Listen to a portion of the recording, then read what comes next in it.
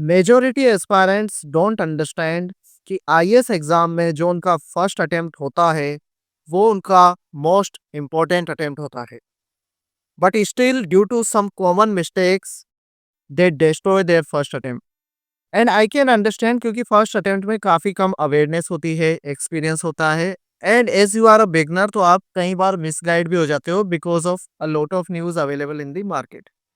So in this video, I would be telling you about those common mistakes, and if you will avoid those mistakes, तो आपका जो first attempt होगा वो best attempt भी बन जाएगा। But before that, here is a brief intro of my UPSC journey. I have appeared in CSE 2020, 2021 and 2022. Every time I have reached till the interview stage. Overall, here I am going to decode my UPSC journey for you, telling you what works, what doesn't work, and how to easily achieve your IAS dream. And it is not going to be theoretical, everything is going to be practical based on my exam experience. If you want full PDF of this lecture, you can download it from my Telegram channel. For exclusive resources, you can download from my free resource section of the website, and you can also download the free IS Ganga mock test. इन तीनों के link मैंने comment section में pin कर रखे हैं। But firstly let's understand why this list matters a lot. Because देखो, जो आपका फर्स्ट अटेम्प्ट होता है, वाई आई सेड कि ये मोस्ट इंपॉर्टेंट अटेम्प्ट है, क्योंकि यहाँ पे आपके पास में सबसे ज्यादा रो, मोस्ट एनर्जेटिक एंड होपफुल होता है ये अटेम्प्ट। ठीक है, इसके बाद में आपके पास में अगर कहीं पे प्रीलिम्स मेंस या कहीं पे भी आपकी फेलियर हुई है तो उसका थोड़ा एक बैगेज हो जाता है। तो फर्स्ट अटेम्प्ट में जो आपका ओवरऑल एनर्जी रहता है, ऑरा रहता है, वो अलग रहता है। बट कई बार एस्पायरेंट इसको वेस्ट कर देते हैं, not due to hard work, कि ऐसा नहीं है कि वो हार्ड वर्क नहीं कर रहे, but because of their strategic blindness. And ये वीडियो उसी ब्लाइंडनेस को फिक्स करेगा। तो पहली चीज, over reliance on coaching for syllabus completion. Aspirants को ये लगता है कि उन्होंने एक अच्छा कोचिंग इंस्टीट्यूट ज्वाइन कर लिया तो अब उनका सिलेबस वो टाइम पे खत्म करा देंगे और उनका काम हो गया। बट रियलिटी ये है कि कोचिंग सिर्फ एक मैप है, अल्टीमेटली आप खुद के व्हीकल पे, खुद के दम पे ही इस एग्जाम को क्लियर करोगे। एंड सबसे बड़ी गलती ये है कि वो सिलेबस के फिनिश होने का इंतजार करते रहते हैं before starting their own revision.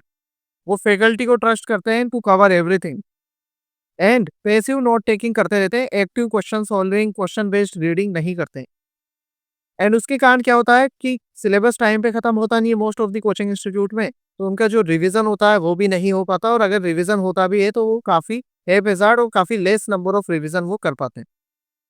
Faculty पे ट्रस्ट करते हैं टू टू कवर एवरीथिंग, तो उसके कारण जो इंपॉर्टेंट चीजें होती है पीवाईक्यू बेस्ड, वो कई बार छूट जाती है। तो इसके लिए आई वुड सजेस्ट आपको सेल्फ स्टडी पैरेलली स्टार्ट करनी है।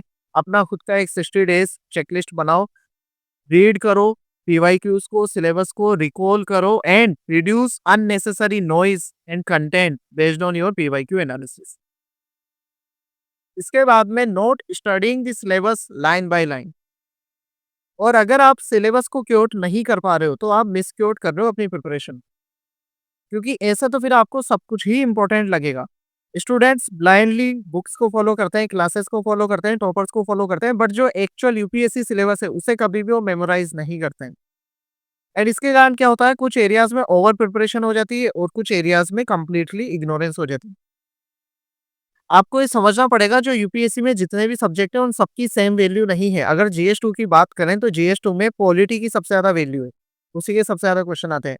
गवर्नेंस, सोशल जस्टिस, आईआर के इतने क्वेश्चन नहीं आते हैं, बट क्वेश्चन क्योंकि न्यूज में आईआर इतना ज्यादा रहता है तो स्टूडेंट आईआर पे बहुत ही ज्यादा फोकस कर देते हैं और फिर उनसे स्टैटिक जो पार्ट होता है पॉलिटी का वो भी सोल्व नहीं होता।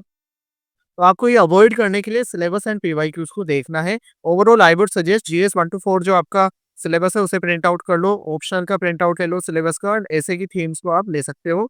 इनको अपनी स्टडी डेस्क पे लगा लो एंड इनको पढ़ो before and after every study session, उससे आपको एटलीस्ट सिलेबस तो क्लियर हो जाएगा। इसके बाद में they avoid PYQs until it is too late. And आपको ये समझना पड़ेगा कि आप यूपीएससी एग्जाम के लिए प्रिपरेशन कर रहे हो, किसी सरप्राइज क्विज के लिए प्रिपरेशन नहीं कर रहे हो। तो जब यूपीएससी एग्जाम के लिए प्रिपरेशन कर रहे हो तो पीवाईक्यू ड्रिवन करो, ना कि एक सरप्राइज क्विज की तरह एवरीथिंग अंडर द सन आप पढ़ने लग जाओ। वो इंपॉर्टेंट नहीं है, वो आपसे होगा भी नहीं कभी भी पूरा, क्योंकि आज के टाइम पे इतनी ज्यादा इन्फॉर्मेशन है। तो ignoring PYQs is a very big mistake. And इसके कारण क्या होता है, वो अपना ही वर्ज़न बना लेते हैं यूपीएससी का। उन्हें लगता है कि ये चीज़ भी इम्पोर्टेंट है, वो चीज़ भी इम्पोर्टेंट है और जो एक्चुअल में इम्पोर्टेंट है वो उन्हें पता ही नहीं होता। वो सब कुछ पढ़ते रहते हैं, लेकिन वो नहीं पढ़ पाते जो यूपीएससी रिपीट करता है। तो आपको पीवाईक्यूज़ एनालिसिस करना है प्री एंड मेंस का, इसके रिगार्डिंग मैंने प्लेलिस्ट बना रखी है, आप उसको भी चेकआउट कर सकते हो एंड उन थीम्स को नोट डाउन करो, डायरेक्टिव्स को देखो, किस डेप्थ तक यूपीएससी जा रहा है वो देखो एंड पीवाईक्यूज़ को एज़ अ कंपास इस्तेमाल करो to navigate this journey of your IAS preparation. Now making notes in the first reading, ये भी एक बहुत बड़ी मिस्टेक है। फर्स्ट रीडिंग में आपका फोकस होना चाहिए अंडरस्टैंडिंग पे और नोट्स जो होंगे उस अंडरस्टैंडिंग को कंप्रेस करने के काम आएंगे। तो जब आप सीधे ही डिटेल नोट्स बनाने लगते हो डे 1 से, तो क्या होता है आपका बहुत सारा टाइम वेस्ट हो जाता है। आप अंडरस्टैंडिंग पे इतना टाइम नहीं दे पाते और अननेसेसरी स्टैंडर्ड बुक्स तो आपके पास थी ही सही, अब साथ में अननेसेसरी बल्क भी आपने क्रिएट कर and most of the time ये जो आप नोट्स बनाते हो वो यूज़ भी नहीं कर पाते क्योंकि वो इतने ज़्यादा अच्छे होते भी नहीं। तो आपको ये भी तो नहीं पता क्या इंपॉर्टेंट है, आपने अभी तक पीवाईक्यू का अच्छे से एनालिसिस नहीं करा, सिलेबस का अच्छे से एनालिसिस नहीं करा, आपको ये भी नहीं पता कि आप कौन-सी चीज़ें बार-बार फॉरगेट कर रहे हो, तो उनको आपको नोट डाउन करना चाहिए। ठीक है? तो मेरे ओपिनियन में फर्स्ट रीडिंग को सिंपल रखो, अंडरस्टैंडिंग एंड अंडरलाइन करने पे फोकस करो सर्टेन इंपॉर्टेंट थिंग्स को। सेकंड रीडिंग में हाइलाइट करो जो-जो चीज़ें पीवाईक्यू में रिपीट हो रही है बार-बार या आपको लगता था आप भूल रहे थे। थर्ड रीडिंग में आपको क्लियरली पता होगा आप क्या बार-बार फॉरगेट कर रहे हो, उन्हीं का एक वन पेजर क्रिस्प नोट्स बनाना शुरू करो।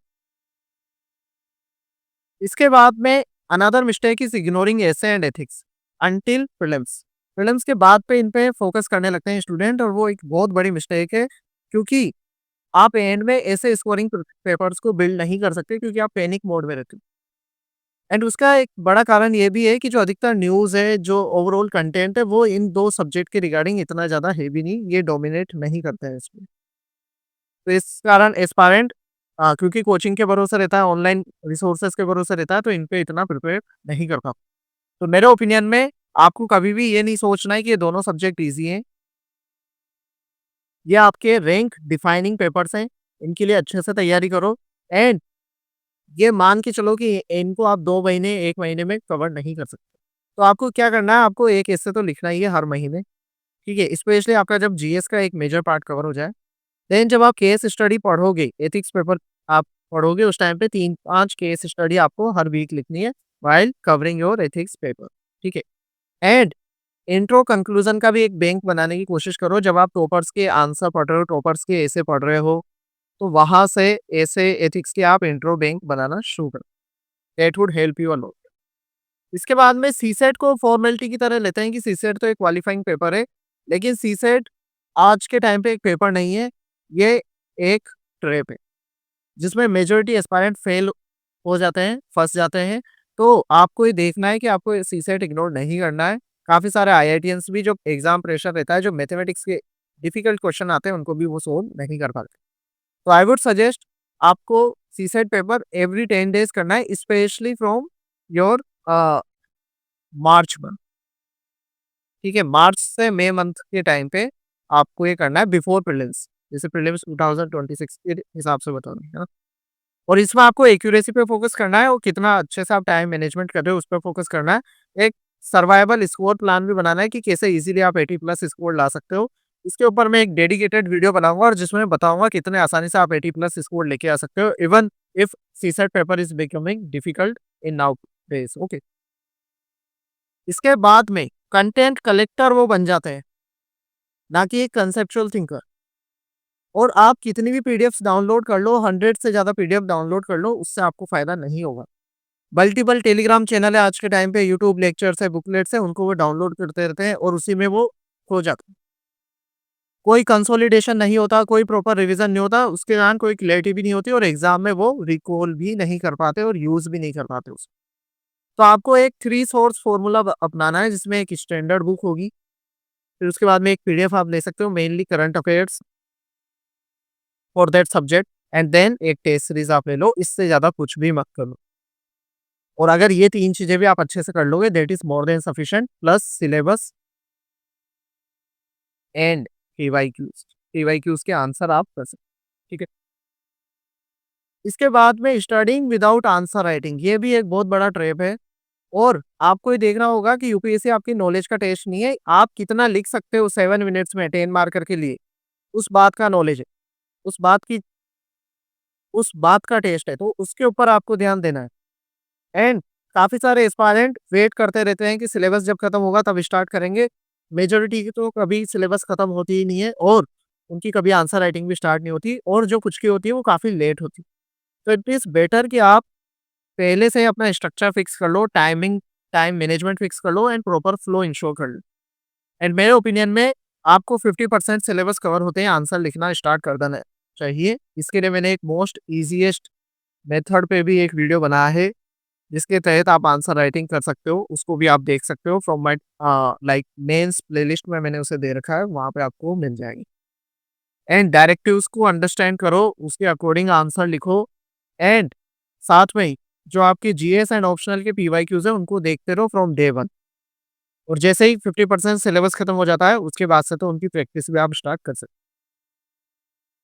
एंड फाइनल मिस्टेक जो कि आज के टाइम पे काफ़ी बड़ी मिस्टेक हो सकती है, वो है मेंटरशिप का ना होना, एक प्रॉपर फीडबैक सिस्टम का ना होना, क्योंकि आपके डिस्ट्रैक्ट होने के चांसेस आज के टाइम पे बहुत ज़्यादा है। तो आप सेल्फ स्टडी तो कर रहे हो, लेकिन वो ऐसा नहीं होना चाहिए कि आप studying alone in the silence. आप ब्लाइंडली कुछ भी पढ़ रहे हो विदाउट एनी डायरेक्शन। आपकी कोई प्रोग्रेस चेक नहीं कर रहा, आपकी कोई मिस्टेक्स हो रही है तो वो करेक्ट नहीं हो पा रही है। एंड ओवरऑल अगर फीडबैक आपका डिले हो गया तो ग्रोथ भी डिले होगी।